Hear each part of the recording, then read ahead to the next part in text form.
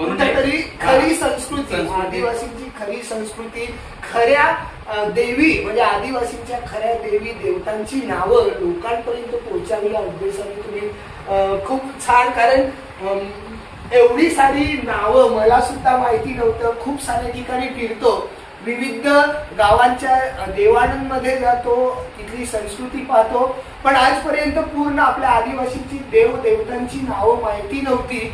पण बाबांकडे आलो आणि या सर्व भिंतीवरचे चौक बघून त्याच्यातली आपले आदिवासी देव असतील, देवी असतील ते बघितले, त्यांची नावंही माहिती झाली. जय आदिवासी, नमस्कार. मी अरविंद वेंडगा.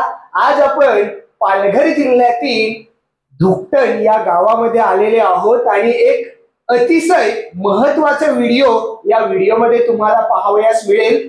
प्रत्येकाच्या लग्नामध्ये एक चौक काढला जातो, पण आज ज्या व्यक्तींच्या घरी आलोय त्या व्यक्तींच्या घरचा जो चौक बघितल्यानंतर मला या चौकाविषयी व्हिडिओ बनवल्याशिवाय राहवत नाही. आपल्यासोबत बाबा जोडलेले आहेत.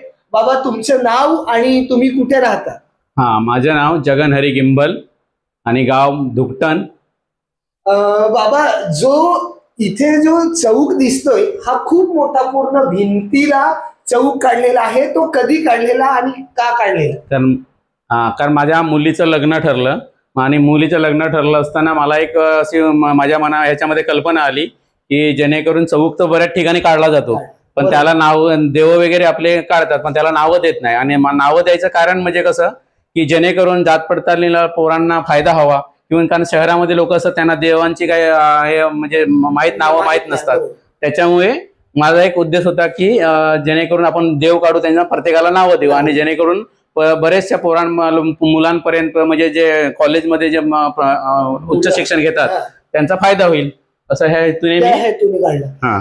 पूर्ण या चौकामध्ये आपली देव दाखवलेली आहे. तर तुम्ही इथून जरा आम्हाला माहिती दिली तर नक्की आम्हाला ती माहिती ऐकायला बघायला आवडेल, कारण आमच्यासारख्या नवतरुणांना आदिवासींची देवत पूर्ण देवांची नावं तर माहित नाही.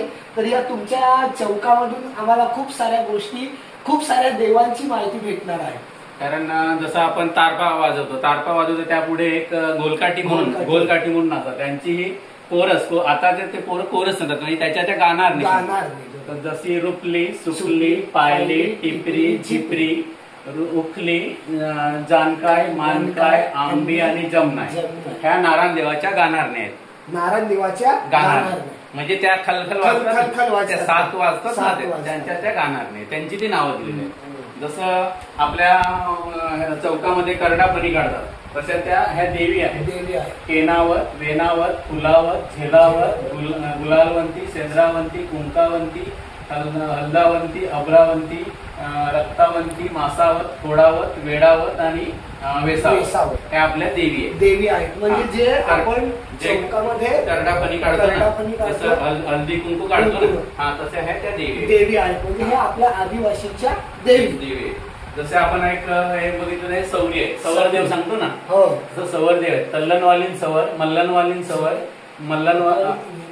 मूल मालकीन सवर, मल्लनवालीन सवर, अग्रावती सवर, मोगरावती सवर, सोनावती सवर, साबरमती सवर, बेंड्या सवर, तराल देव, कोलबाय सवर आणि चापेवंती सवर हे आपल्या सौरी आहे. तसं आहे पण वाघोबा आहे. तसेच आपण समजा या चौकामध्ये जसं सूर्याला आपण सुरेसर म्हणजे आपल्या आदिवासी याच्यामध्ये आपण सुरेसर, करंडा, भिंगीर मासा, सुकेसर म्हणजे समजा एखादा जुन्या लोकांना जर आज उजेडत आला तर त्याचा सुख निघाला, तसा हा सुकेसर. चांदेसर म्हणजे सुरेसर आणि चांदेसर. हे लिसन, तारपा, ही जी आहे हिमाय देवी.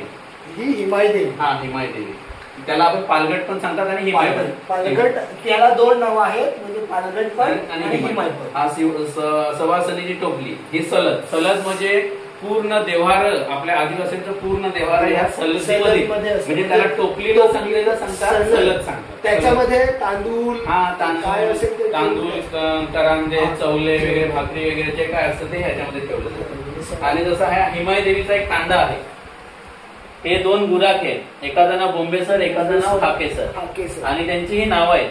हा धवलानन, पवलानन, चांग्यानन, हेशानन, मेंढानन, चांद्यानन आणि कोच्यानन. आणि प्रत्येक ही बैल जी आहे ती प्रत्येकाचं तुम्ही बघितलं तर त्याचं मेंढानन म्हणजे एक सिंग मोडलेला आहे, जो हेशानन आहे तो हेशानच चालतोय, असे प्रत्येक याचे वेगवेगळं आहे. आणि ही आरती आहे. हा, आणि ही घांगली घांगलीमध्ये पण तुम्ही बोलले 4-5 प्रकार. ही घांगली जी आहे म्हणजे मी माझ्या मुलीच्या लग्नाची पत्रिका छापली, ह्याला सवरदेव पण सांगतात.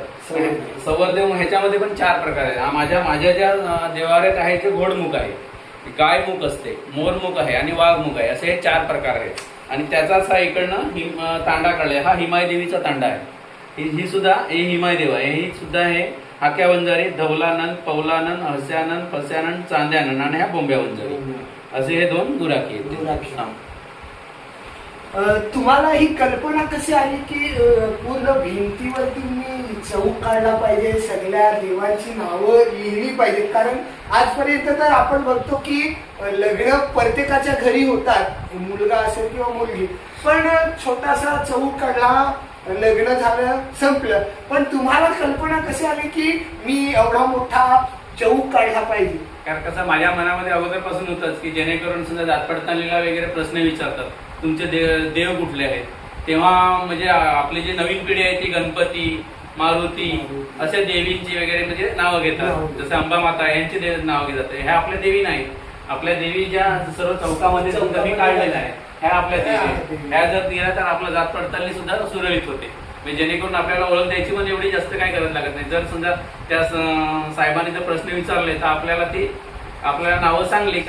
आदिवासींची देव आहे ती फक्त माझ्या पुरती नको, तर येणाऱ्या पिढीलाही ती माहिती झाली पाहिजे, माझ्या मुलांना, माझ्या कुटुंबाला. या हेतूने तुम्ही हा चौक बनवला. एकंदरीत तुम्हाला एवढं सर्व करायला खर्च तो बराच 10-15 हजाराच्या आसपास ते गेलं. पण माझं कसं आहे ध्येय होते की लोकांपर्यंत पोचावं, म्हणून तरी खरी संस्कृती, आदिवासींची खरी संस्कृती, खऱ्या देवी म्हणजे आदिवासींच्या खऱ्या देवी देवतांची नावं लोकांपर्यंत पोहोचावी या उद्देशाने तुम्ही खूप छान. कारण एवढी सारी नावं मला सुद्धा माहिती नव्हतं. खूप साऱ्या ठिकाणी फिरतो, विविध गावांच्या देवाणंमध्ये जातो, तिथली संस्कृती पाहतो, पण आजपर्यंत पूर्ण आपल्या आदिवासींची देवतांची नावं माहिती नव्हती. पण बाबांकडे आलो आणि या सर्व भिंतीवरचे चौक बघून त्याच्यातली आपले आदिवासी देव असतील, देवी असतील ते बघितले, त्यांची नावंही माहिती झाली. तुम्हाला ह्या सर्व गोष्टी माहित होत्या की नाही, तुम्हाला नाव माहिती होतं की नाही ते कमेंट्स करून सांगा. व्हिडिओ आवडला असेल तर लाईक करा, शेअर करा आणि कमेंट्स करा. जोहार, जय आदिवासी.